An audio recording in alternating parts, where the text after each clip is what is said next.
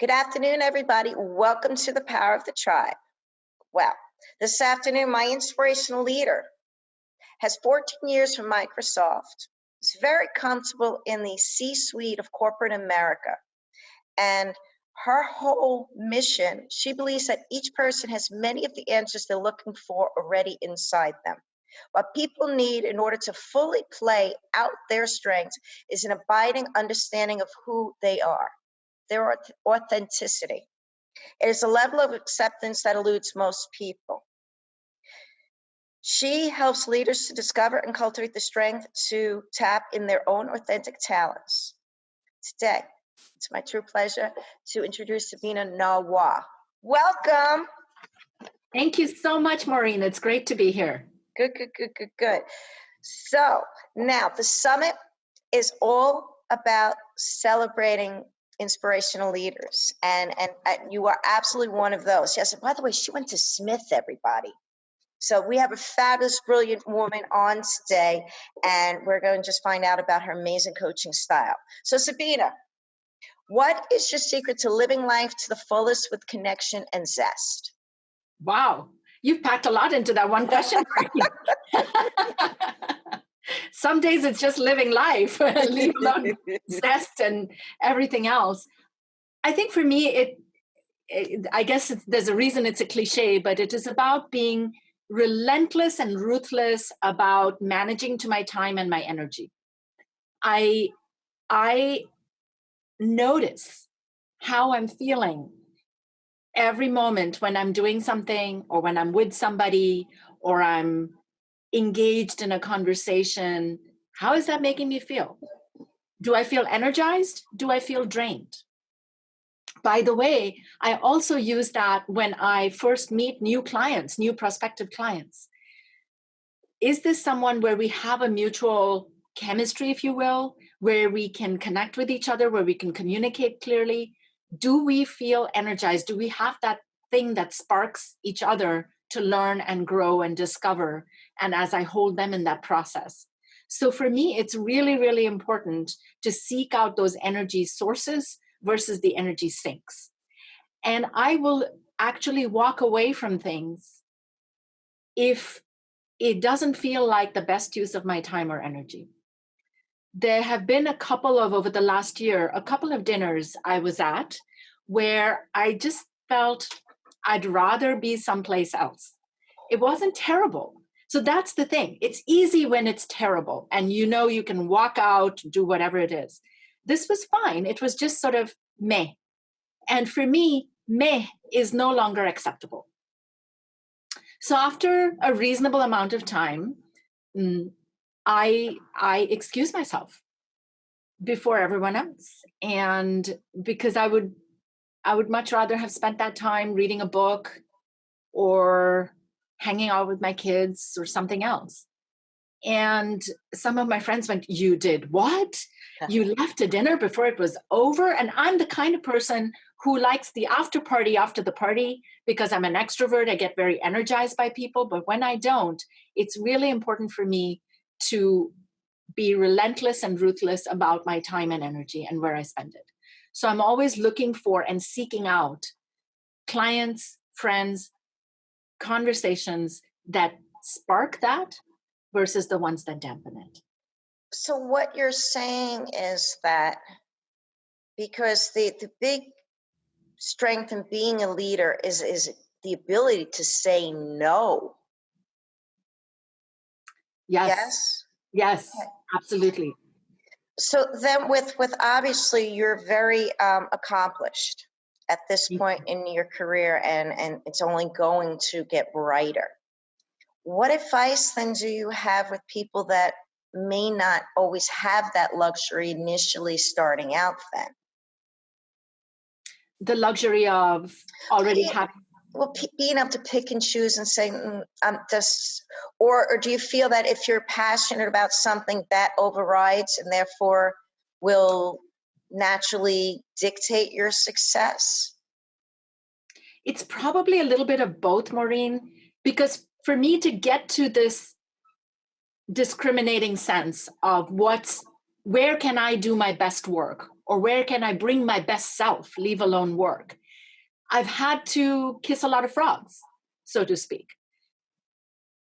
So I don't know if it's about a level of success. I think it's about a level of experience, where first my tendency is to say yes to everything. Instead of sitting in analysis and paralysis, I'd rather jump into action, say yes to everything, and through lived experience, decide and understand what feeds me and what I'm able to bring to other people. And also, here's the thing, it changes as we change, as we age, as our circumstances, as our context changes. Those things that feed and nurture us change. I used to be an engineer by profession, and now I'm a keynote speaker and CEO coach. Completely different on the surface, yet I've brought along many of the things that served me well in my first career into my second career. However, at this point in my career, I probably, well, I wouldn't be able to even do the job, but it's not something that would nurture me to be an engineer, much as I loved it when I was. So are you saying that one of the absolute strengths to a leader is to truly listen to yourself and be authentic to yourself? I would say it's listening to yourself, and listening to yourself in the context of the system in which you operate. Does that make sense? Yes, it does. And so it's really interesting because you've been in very tense and also revered positions, like working, at the upper levels of Microsoft, and then also changing completely. So you walk the walk and talk the talk. I've certainly, yes, run organizations of my own before working with others on how they run their organizations.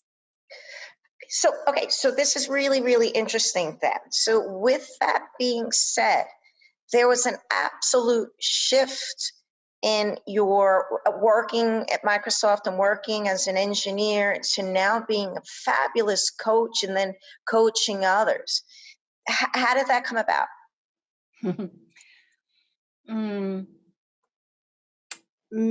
Many years ago, I was on a sabbatical at Microsoft. We used to get 8 weeks of time off. And it was the first time in my life where I only scheduled 3 of the 8 weeks, and I had 5 weeks to sit on the couch and eat bonbons. And my metabolism was a lot faster, so I could get away with eating a lot more bonbons. And something strange happened for me at that point. It was the most anticlimactic moment of my life. As I sat around, I had so much more clarity of thought because it wasn't distracted by all the things we hide behind when we're busy. And the clarity of thought for me was that it was no longer a matter of if, but when I would become a corporate vice president at Microsoft. That had been absolutely my career goal, my ambition, and so on. But the moment I realized that with crystal clarity, it was still 5 years, 10 years away, who knows how long, but I absolutely knew the formula. And the moment I realized that for myself, I was no longer interested in pursuing that. Because I thought, if I already know the formula of how to get there, what's the fun in chasing it? And realizing that I had been chasing this dream of becoming and becoming and becoming, as opposed to just being. Don't get me wrong, I love doing everything I do 200%. So I am going to overachieve no matter what. That's, I think, in my genetic makeup. But it's not about the title and again, I will want to be compensated. I will want to have the right titles, et cetera, et cetera. And when I left Microsoft, I was an executive. But once I gave up this chasing corporate vice president, and I thought, oh my gosh, then what? And I hadn't even thought about an alternate path, which is when I thought about, well, what is the feedback I get from people? And a large number of people had told me that I was very good at managing people, managing organizations. So that's what got me curious about pivoting my career from running organizations in software development to helping other people get better at that. And I was fortunate enough that Microsoft gave me that opportunity to switch without having the formal training. They took me on the basis of my street smarts. And then I spent 6 years doing that, working with the CEO and the senior executives in the company to craft how do we create leadership development, executive development, succession planning, all of those wonderful things. And that ended up being my training ground, being thrown off the deep end of the pool and then getting more training and certifications and so on. You're a courageous woman. Either that or really stupid. No, not at all. And that you're absolutely a promoter as well, because you're not just going to sit by and let life happen to you. So I admire your strength, and wow, that's fabulous. So okay, let's shift this a little bit then. So with all of that, and with all this fortitude, intelligence, and courage that you exemplify, what is your coaching like? That's a really open-ended question, Maureen. What's my coaching like? Who do you serve? My clients, and they're usually people at pretty senior levels in the organization. More often than not, the buck really stops with them, and it's a lonely place. Yeah. It's a very misunderstood place often. We all love to look upward for the answers, whereas the person in the topmost position often is just as clueless as us. And we give away actually a lot of our own power when we do that, but that's a whole different story. So it's working with these senior executives and first being a trusted source where they can be completely themselves and be completely honest without worrying about it impacting the stock price or somebody's job satisfaction or permanence in their jobs. So that's the first thing. The second is to hold up a mirror and tell them the truth, or at least the version of the truth that I can see. Because the higher up you go in organizations, the less and less of the truth you get faced with. No matter how empathetic and kind you might be, your positional power creates a filter through which people will give you information. And I don't have that. So I don't care if you don't want to work with me any further, but I do care that you hear the things that I can see and I can hold up a mirror for you. I jokingly tell people, if you don't want to know whether you look fat in that dress, don't ask me because I'll tell you. and you know, my husband doesn't tell me, even though I bang my head against the wall. My 14-year-old does, but not my husband. Mm-hmm. And who wants to go out to the party looking fat in that dress? You don't. But no one will tell you when you're in those positions. So it's really about being as reflective and as honest as possible there. It's also about really seeing the person. There are so many things that get layered on to people in higher levels of authority. We project our own relationship with authority. We bring in our own fears, uncertainties, doubts, who knows what else when we're dealing with them. And so just seeing them for who they are, which guess what? They're human, just like anybody else. And people are surprised and shocked when I tell them that even CEOs suffer from imposter syndrome or the same kinds of anxieties. They just, in many cases, have built a bigger muscle in terms of being able to bounce back from it, because the pressures in those jobs are so incredibly high that if you don't, you will not survive. So I have to ask this, though. What was the most interesting, I'm gonna leave it that way, thing that you said to someone and their reaction? Wow. Okay, I've got to think for a moment.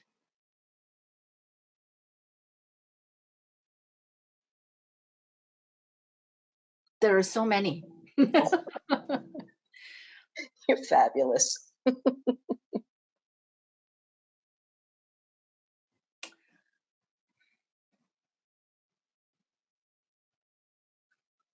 Almost all of them are about, so I'll speak generically and then I'll give you one specific example. The generic category is they hear it stops them cold in their tracks, and they go, oh, that's so obvious. Of course. Or, yeah, like I'm almost embarrassed I hadn't thought of it before. That's what coaching is it's not my brilliance. It's really bringing out your brilliance from inside you, and shining the light on something that's there. It's just hiding in plain sight. And I have a little sticky that I keep on my monitor at all times. It says, make the invisible visible. And so that's sort of the broad category under which all of these fall. I don't know if this is the most interesting, but it's one of the more recent ones. Was a guy who was offered a very tantalizing, very seductive position. And he had first come to me because he is completely overwhelmed with the burdens of responsibility on him, significant family situation, health situation, work situation, etc. And he's buried under some obligations right now that he's chosen and he enjoys also, but that he has to complete. And then there's this big, shiny additional responsibility. And I said, so you told me that your calendar is already overflowing. How are you going to squeeze this in?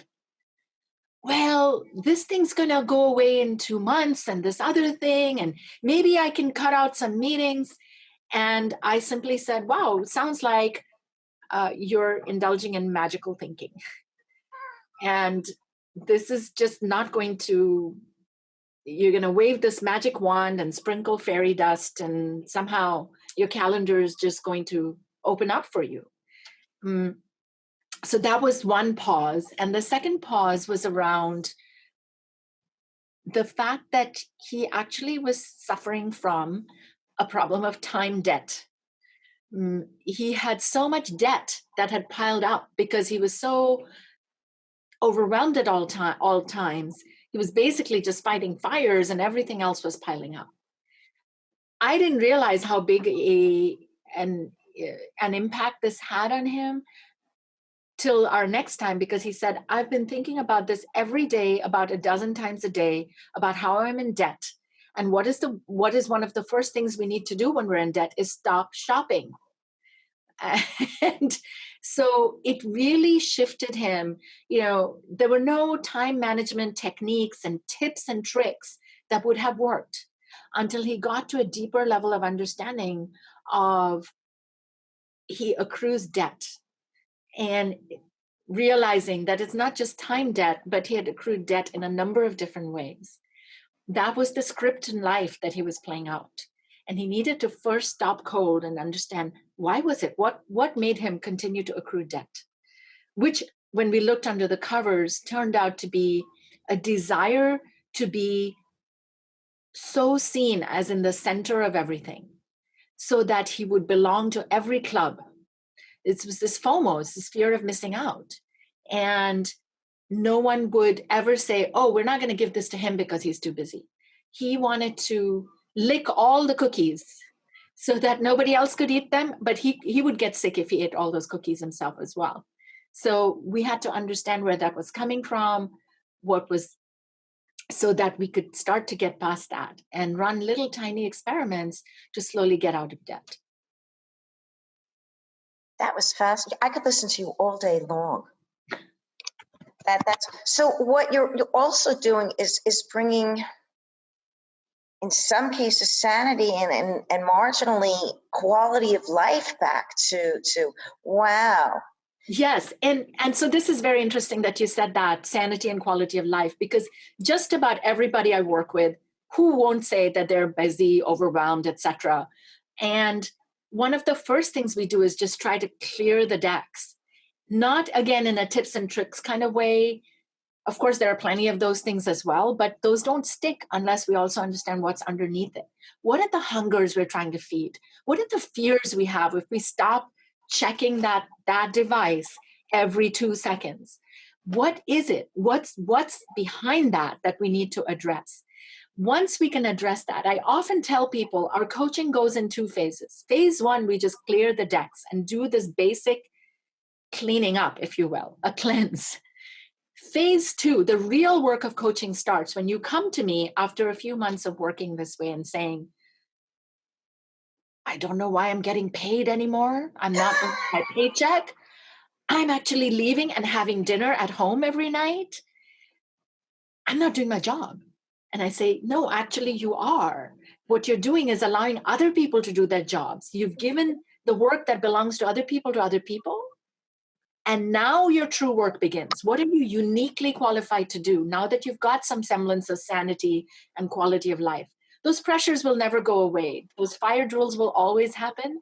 But at least let's focus you on the things you're uniquely qualified to do versus trying to do everybody else's job and licking that whole plate of cookies and keeping it to yourself.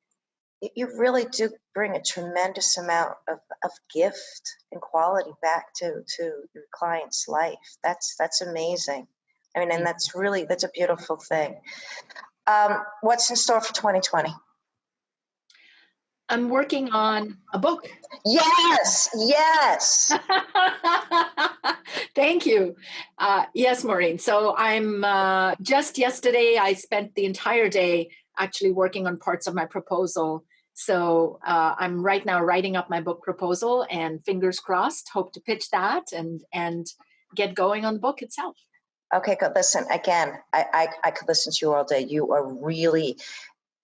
are a engaging speaker, and you're just a fabulous storyteller as well. So, okay. So this year we're having the Power of the Tribe, and we'll be having virtual events for our women in this year-long journey. You can come back for virtual something, or maybe read first intro to your book or something for our women and share with us. I would love that. And I'd like to leave you with one thought I had. This also comes from a coaching session I had just this last Friday, which is, if I could plant one seed in people's minds, it would be the seed of abundance as opposed to the seed of scarcity. A lot of where our problems come from are from fear, from uncertainty, from doubt, from thinking it's all going to go away if I'm not constantly on, if I don't people please, if I don't do this, that, or the other thing, as opposed to coming from a place of abundance that it will all be there tomorrow. You have earned it, you deserve it, it'll be there because you've already proven that. And one of the ways to test where you are at any moment, I try to live my life with abundance. I wish I could tell you, Maureen, that's true 100% of the time, but it's not. So there's 3 words, 3-word litmus test: whinge, twinge, and binge. Whinge is if you look at someone else's success and you start to whinge, you start to complain, going, oh, they just did that because they're this schmaltzy person who's doing blah, blah, blah. You know, you're whinging about somebody's success. You're really stuck in deep scarcity. You don't have enough abundance of your own. Or you have a twinge, which is like a little twinge of jealousy. Oh, I wish I'm a little jealous that they got whatever it was. You're not deep in scarcity, but you're still in scarcity. Versus binge, where you're binging in their success. You go celebrate them on social media. You pick up the phone and call them. You send them a box of chocolates. By the way, for me, dark chocolate with caramel and salt. Okay. Bear in mind. You binge in their success. Then you know you're coming from a place of abundance. I love that. And it's so much more fun and gets all rise together. And that's what's a great gift. Exactly. And I was thinking about that because I see that happen with people when they just get unhappy watching other people's happiness. And when you're, Maureen, talking about this powerful concept of the power of your tribe, how do you curate and cultivate your tribe? By binging in their success, by lifting them up. Because when you lift them up, they will lift you up. We all rise. As Exactly. you said, the saying is that when a woman loses her tribe, she loses her shine. When we all come together, we shine brighter. That's brilliant. That's brilliant. It's been a true pleasure. All right, we get to see you again. Absolutely. My pleasure. Anytime. Happy New Year. Thank you. You too, Maureen.